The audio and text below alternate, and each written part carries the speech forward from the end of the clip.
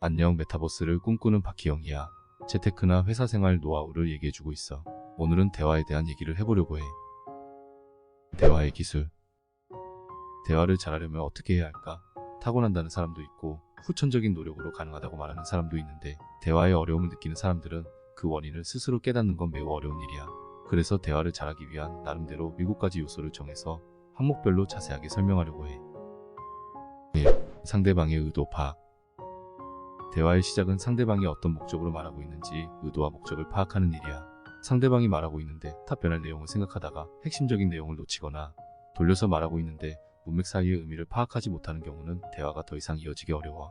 상대방의 의도는 그 사람의 성향, 상황, 기분 등을 고려해서 종합적으로 판단해야 하는데, 가장 좋은 방법은 상대방의 입장에서 생각해 보는 거야.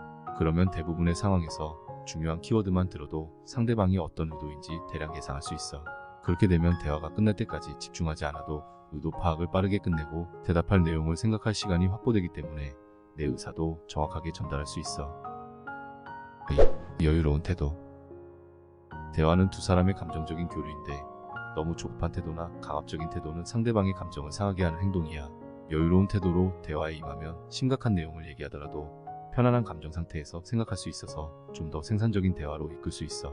마찬가지 이유로 심하게 감정적인 표현은 소모적인 대화로 갈 확률이 높기 때문에, 감정을 절제하지 못하는 상황이 되면 진정하고 나중에 다시 대화하는 것이 좋아. 3. 언어 통일. 내가 말하고 싶은 의도를 상대방이 쉽게 알아듣도록 정확히 전달하는 것은 쉽지 않은 일이야. 만약 이게 가능하다면 설득하거나 의견을 투영시킬 때 좋은 결과를 기대할 수 있어. 상대방이 쉽게 이해하려면 전제 조건이 필요한데, 먼저 서로의 언어를 통일해야 해. 어떤 단어나 문구의 의미가 서로 다르면 말을 할수록 오해가 쌓이고 무의미한 대화가 이어지게 돼.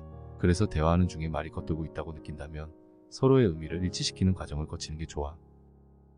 4. 두괄식 표현.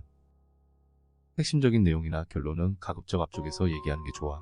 사람들은 보통 대화 초반에 집중해서 듣는데, 부연 설명부터 하다 보면 상대방은 끝까지 듣고 핵심 내용을 파악해야 하기 때문에 에너지가 많이 소모되고 집중력을 잃게 돼. 대화하고 나서 피곤해진다면 지나치게 장황한 상대방의 말을 듣다가 내 의사를 제대로 표현하지 못한 상황일 가능성이 높아.